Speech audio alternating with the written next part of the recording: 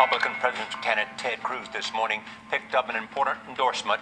It came from his former rival Jeb Bush. He's also celebrating a win yesterday in Utah's caucuses, but the candidate is facing a backlash this morning over the proposal to target Muslim Americans after the Brussels attack. He said, quote, "We need to empower law enforcement to patrol and secure Muslim neighborhoods before they become radicalized."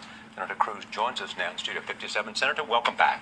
Good morning, Charlie. Good to be with you. We want to talk about Muslim neighborhoods and what you mean, but first, here is what Police Commissioner of New York, Bill Bratton, said this morning on this program. Here it is. Doesn't know what the hell he's talking about. To be quite frank with you, I took great offense at that statement. I have almost 1,000 Muslim officers in the NYPD. Ironically, when he's running around here, we probably have a few Muslim officers guarding him.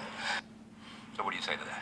Well, listen, it's not surprising that the Democratic political henchmen of Mayor de Blasio are coming after me, and that is on the instructions of Mayor de Blasio. And it couldn't be because he simply thinks that patrolling Muslim neighborhoods is a bad thing to do in the interest of New York? Boy, you know, it would be striking if his position is that we shouldn't patrol Muslim neighborhoods and patrol every neighborhood. Listen, yesterday we saw a horrific terror attack in Brussels. And our prayers this morning are with the families of those murdered, of those wounded.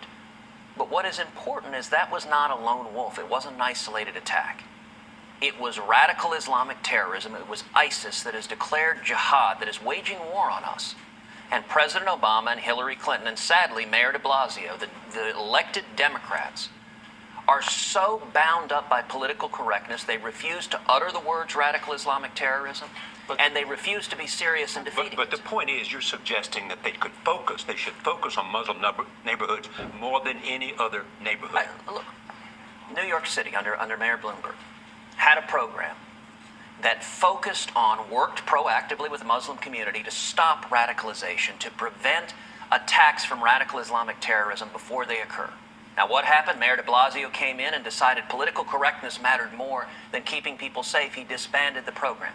Let me give an example. If you're concerned with gang violence is a real problem in a lot of places across the country. What does law enforcement do with proactive policing?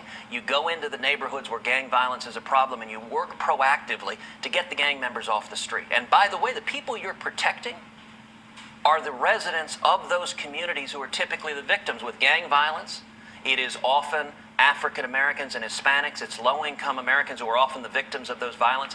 And by having a serious police presence there, you are protecting those communities. The same is true in the Muslim community, where radical Islamic terrorists, they don't just murder Christians and Jews, they murder other Muslims as well.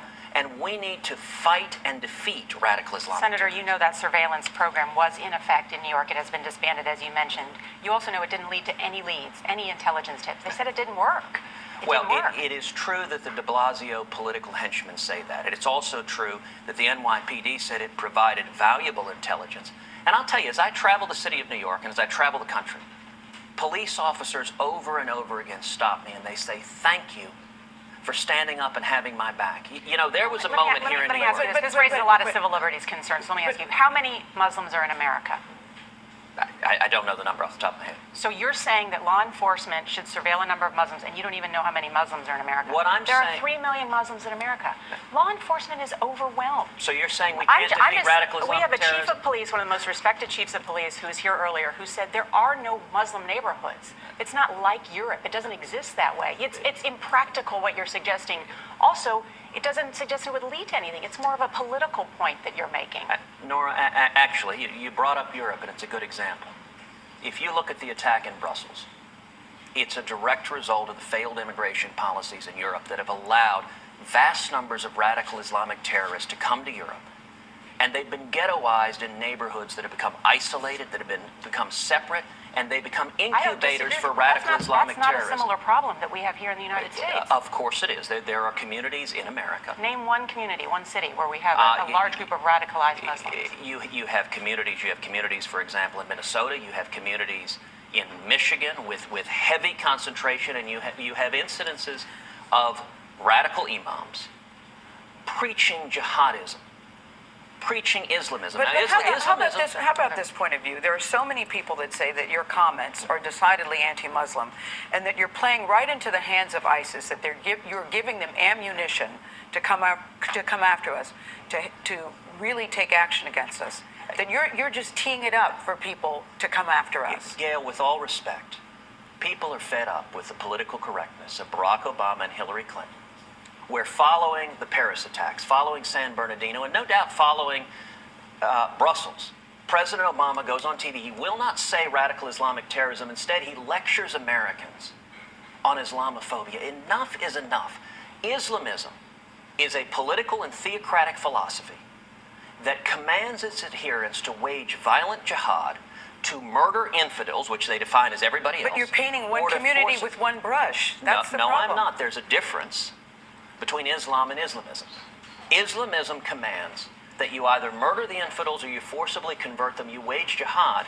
And here's the consequence of President Obama and Hillary Clinton and Bill de Blasio refusing to acknowledge what we're fighting. You end up with policies that don't keep us safe. So, for example, President Obama and Hillary Clinton both still support bringing tens of thousands of Syrian Muslim refugees to America. That is despite the fact that ISIS has said they intend to infiltrate those refugees with jihadists that are here to murder us.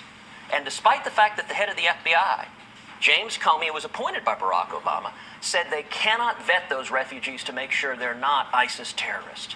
The first obligation of the president as commander-in-chief should be to keep America safe. And I'll tell you this, I will apologize to nobody for how vigorous I will be as president, fighting radical Islamic terrorism, defeating ISIS, and keeping America safe.